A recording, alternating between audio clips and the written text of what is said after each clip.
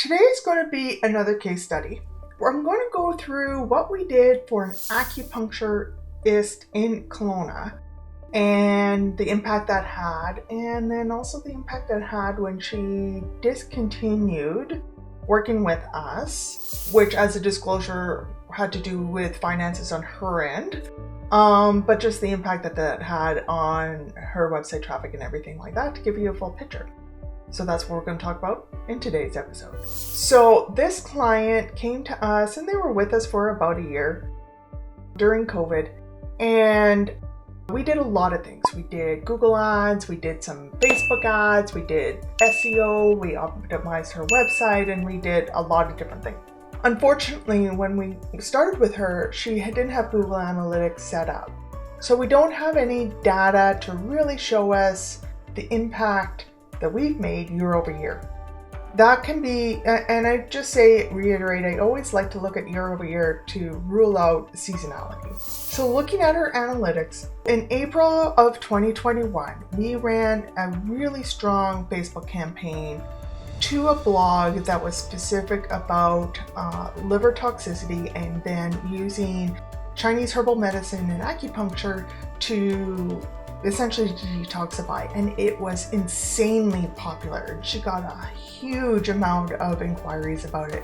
And then when it fatigued, like we could only run, it's a small area, all things considering, and we couldn't keep running it. We had to kind of pivot and use some other content.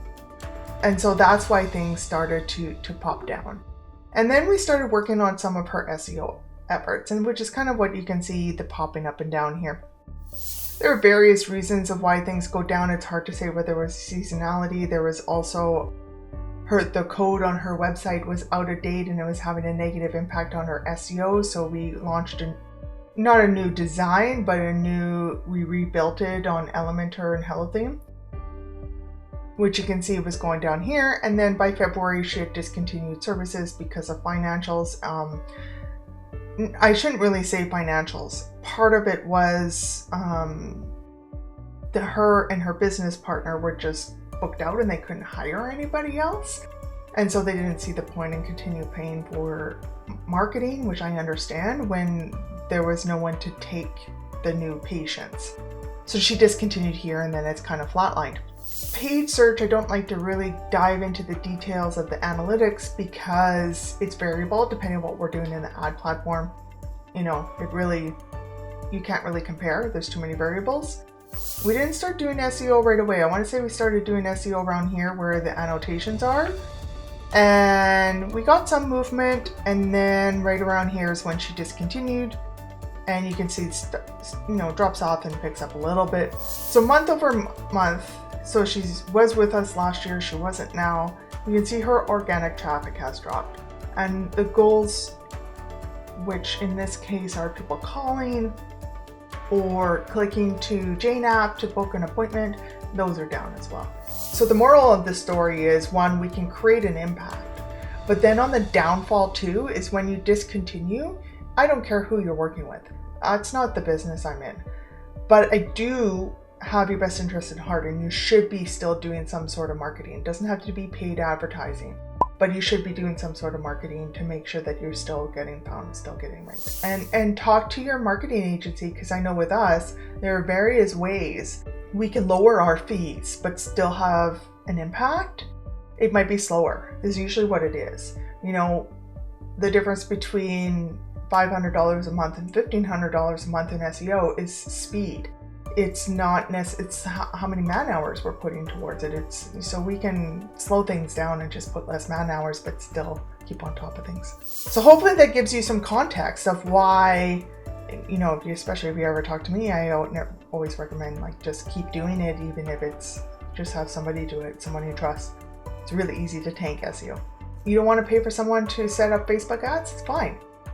At least boost, $5 a day. It's not going to hurt. Go into Facebook. You only reach 5% of your followers for your Facebook page. You're never going to reach people outside your Facebook page. So posting on organic on Facebook, it's almost a waste of time. Just boost it. Just do it. That's how you're going to reach new people. Instagram has a little bit different in the algorithm, but even now, they changed it so much to be on Reels and Reels is all about entertainment, that the reach is almost impossible. And the reach you do get is not necessarily local. I see huge organic local traffic and reach on TikTok. Their algorithm does focus local. So I do recommend, if you're going to be creating videos or anything, throw them on TikTok. You're going to probably reach your audience a little better than you will with Instagram right now. That's my personal perspective. I am always a proponent of optimizing your Google My Business and Google Ads.